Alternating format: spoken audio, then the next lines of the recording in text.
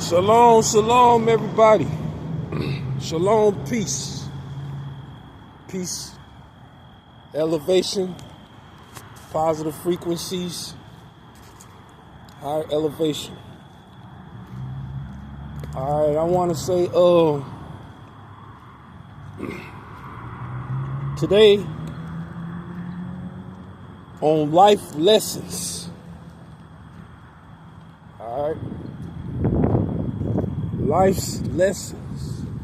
I'm going to talk to you a little bit. For Christians,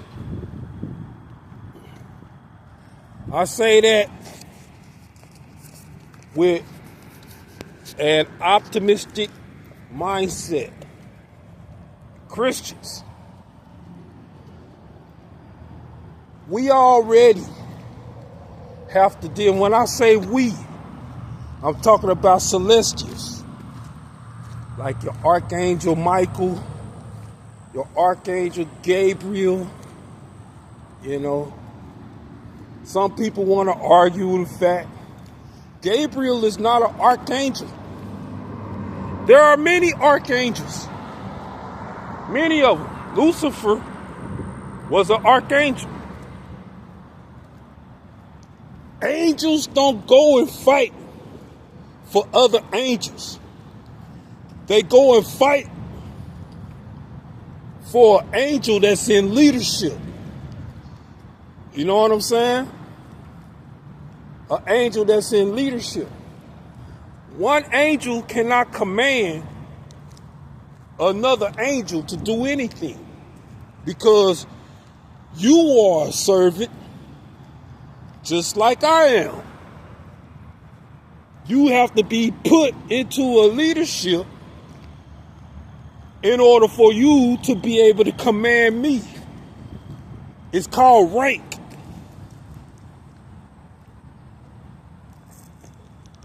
And with that being said, keep this in mind. When the Most High takes you out of the mud, from playing in the mud, when the Most High takes you away from the swamps, like the pig that you are, because that's exactly what you are when you're playing in that mud. You are a pig. That's what pigs do. The pigs love swampy water, muddy water. All right? And why you see them wallowing in the mud? Why? Why do pigs wallow in the mud? They do that so that they can cool themselves off or prevent overheating from the sun. All right? That's what they do. The same reason why a dog digs into the ground and then lays in it under a tree, so that they can keep cool. All right?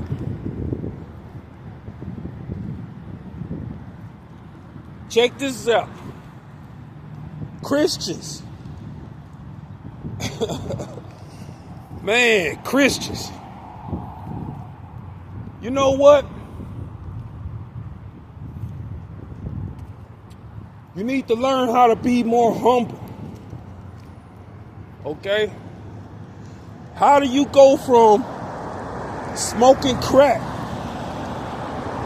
smoking methamphetamine, smoking K2, you know what I'm saying, shooting up heroin, lie, cheat, steal? Some of y'all might got the balls to go around killing in order to get what you want, but that's not a real killer. Every motherfucker that I have came across, they want everybody to fear them and respect them, because at one point in time in their life, they have taken a life. Okay? Just because you take somebody's life does not mean that you a real killer. Satan is a real killer. He's a murderer, cold-blooded. Destroy you, your mama, your daddy, your auntie, your cousin, your niece, your nephew, your sons, your daughters, your friends, your wife, your husband, the whole earth. That's what Satan, a murderer, a real killer, in the course of 3 days' time, by himself,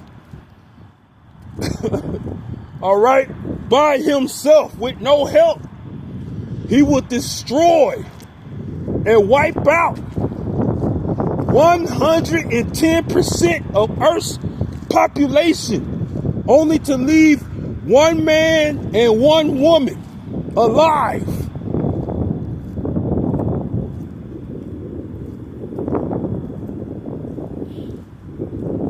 One boy, one girl. One man, one woman, one boy, one girl. 4 people left alive on the face of the planet.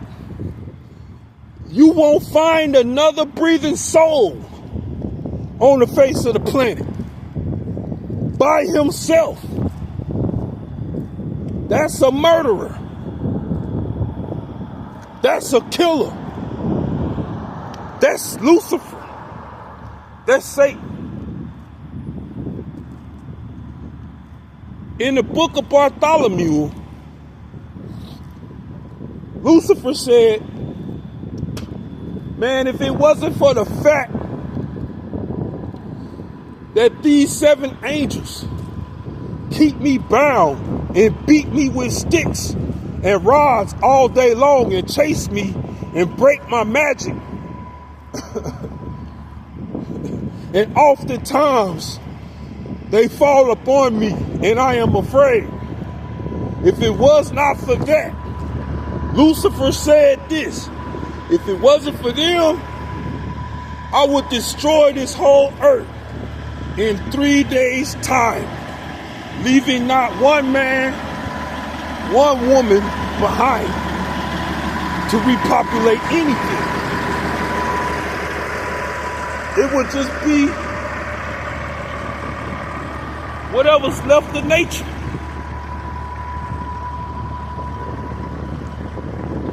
Because the goal of Lucifer, Satan, his goal is to destroy anything and everything that the Most High God, Ahaya, Bahashim Yeshaya, Wakadash Wak, Kal, Hawa, Halal, the water, Barakatham, Kwam Yashrala, Wa Allah, Ahaya, Ka. The Most High has created this earth, and Satan's main objective is to destroy it.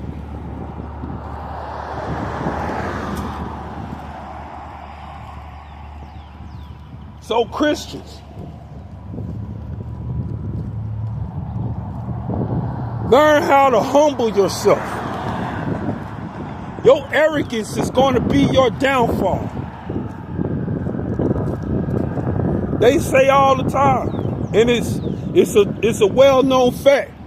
The Mexican fighters, they have a lot of pride, a lot of arrogance. Pride is arrogance. That's what pride is. Arrogance is pride, and pride is arrogance. They're one and the same. There are no 2 levels above each other. They are exactly the same. And it's neither a negative or positive energy. It's a dormant energy. It's a energy that draws you into your own self-worth. That's what arrogance. That's the energy of pride and arrogance.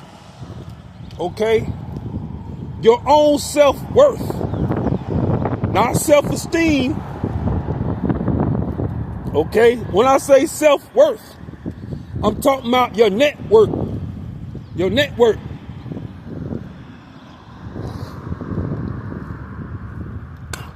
Not gross, but net.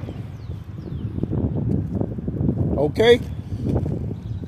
Some of y'all don't understand the terminology of gross and net, but it's all good.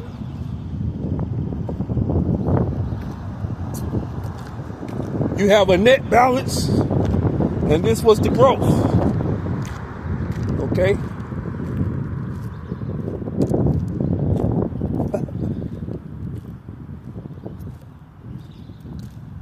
But you become arrogant. Pride. Okay? Your pride and your arrogance becomes your downfall. Because God took you from smoking crack, sleeping under bridges, sleeping on the side of the road in a bush, getting rained on, can't take a shower, no one will help you, begging for change on the side of the road.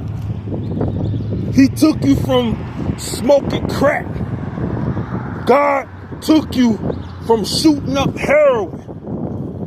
He took you from the prison and the 15 to 20 double life sentences that you was about to face. He took you away from that and then put you in a position where he forgave you, made you better, made you whole, turned your life around, got you off of crack, and now you're up preaching the gospel. You become this T.D. Jakes, but you look down and talk down on everybody else. See?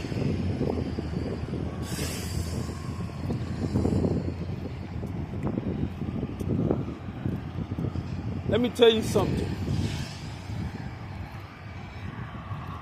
Christians, be mindful that you are one step away from walking out of this life into eternity, where the Most High is going to judge you for your attitude and your treatment towards his people, his sheep.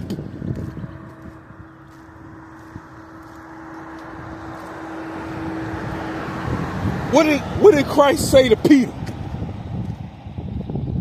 Christ said, Peter, if you love me, feed my sheep. That's what Christ said. He said, Peter, if you love me, then feed my sheep.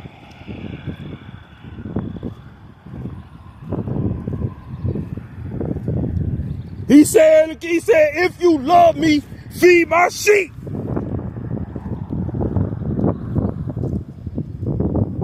That was a commandment. That wasn't no request. If you love me, feed my sheep. You have no other choice.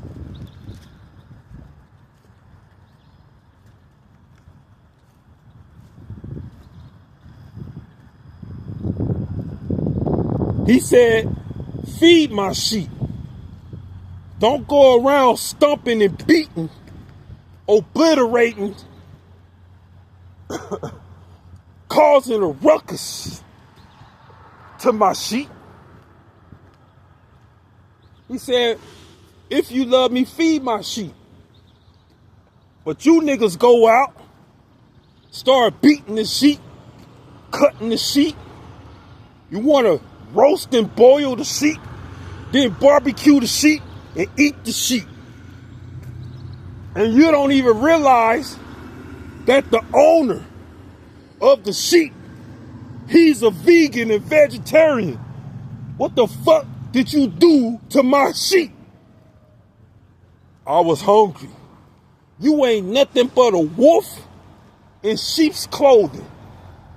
Get rid of this motherfucker. That's what's going to happen to a lot of you T.D. Jakes, Creflo Dollar, Joel Osteen, Rod Parsley Flakes. A lot of you so-called pastors, chaplains, you're going to be the ones that the judgment, the curse, the punishment, you're going to be the ones that's going to reap all of that. A lot of you are just like Judas. You talking down on a woman with her on Mary's alabaster box. You talking down on her. Hey, why does she waste all this oil? It could have been sold for 300 pence. Yeah. And you would have stole 250 of it.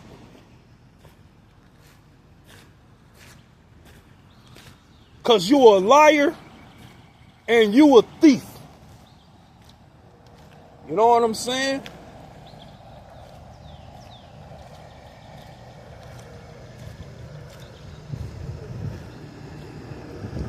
There's a lot of people out there. They let it come to their head. So they think they can talk to everybody else just any kind of way. Why do you think Christians in the early age of Christianity, or quote unquote so-called Christianity, they was getting hung? They was getting castrated. They was getting filleted alive, burnt, fed to lions, crucified, stuff like that, put in prison. Why? I'll tell you why.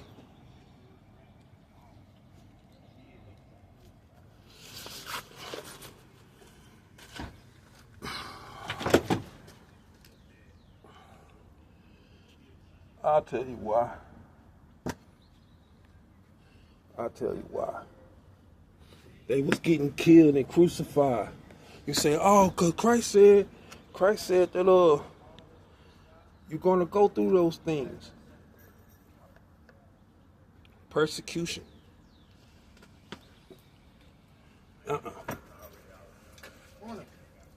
Morning. Grand rising, my brother. I'll tell you why you suffer those persecutions. Put in prison. You know what I'm saying? Because people know you already. All the bullshit that you did growing up, all the bullshit that you did when you became older, all the bullshit that you got into, people know you. Then all of a sudden, you're going to come back after all the lying, cheating, stealing, playing in the streets, running around, ripping and running, causing trouble and ruckus all in the neighborhood. Then you're going to come back after being in jail and all that stuff that you did. Yes, sir. You're going to come back to the hood, then try to tell me that I'm a sinner. Like, nigga, I'm not the one that went next door. You gonna call me a sinner and tell me that about my sins? It's like, do I need to remind you, Chaplain Devin? Do I need to remind you, Chaplain Adele? Do I need to remind you, all you chaplains, that just last year, you robbed the next door neighbor. You raped his wife because you was on that crack, remember? You just now got out of prison about 3 years ago. Just last year, we had a discussion about what you did and how they let you out after so many times.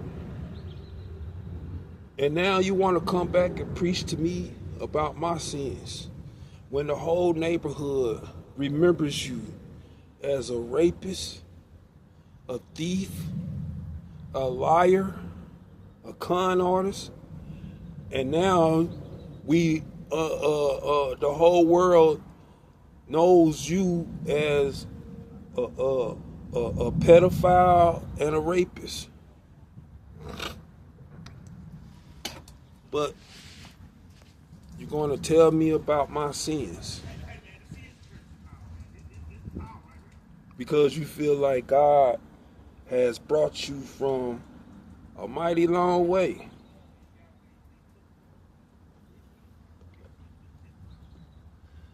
You know what I think? Me personally, I don't think that God really just brought you from a mighty long way. I think that you are opportunistic. You're opportunistic. You're an opportunist. You came to the end of your rope. Okay? Check this out. See, the prodigal son, he came, eventually he woke up and came to his senses. All right? Eventually he woke up and came to his senses. In reality, slapped him in his face. Hey, man, I need to do better. And I think that's what you chaplains and preachers have had happen to you. You woke up and you came to your senses. I can't keep doing this crack. I can't keep doing this heroin. I can't keep getting thrown in jail, robbing, stealing, and killing. But what you don't understand is the whole neighborhood remembers that.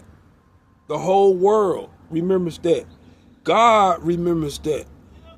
It's all of your deeds is written down. All of your deeds. You will give an account for every single one of your deeds. Why do you think the disciples was crucified? You gonna come and try to tell me about my sins? I ain't never been to jail. I ain't never been to jail for none of that shit. I ain't even been to jail. But you gonna tell me about my sins? And you don't even sit up here and realize, quote unquote, for instance, you don't even sit up here and realize that you're sitting in front of a Roman official government personnel. And you don't think that I don't have the power to crucify you. To boil you alive in oil. Which that's what they did to John. All right? They boiled him alive and couldn't kill him. That's why they sent John to the island of Patmos. They couldn't find no other way to kill him. So they had him exiled.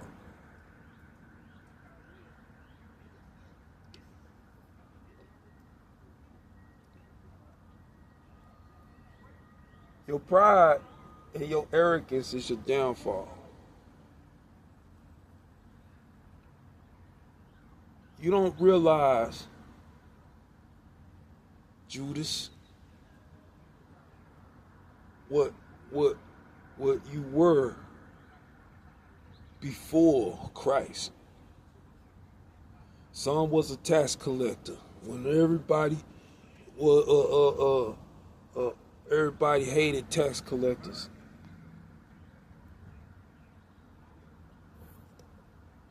They want to harp on that. He was a tax collector. Look at Saul turned Paul. They wouldn't let his past go. Hey, I persecuted the church.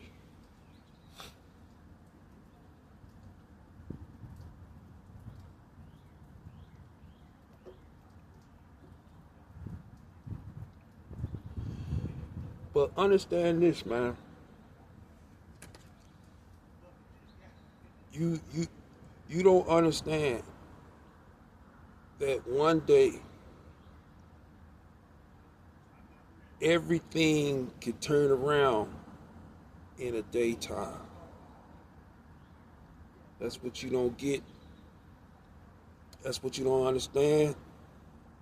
And that's what you ain't ready for. So peace, shalom. I hope that you kind of get some kind of self-improvement. Peace, shalom, and blessings.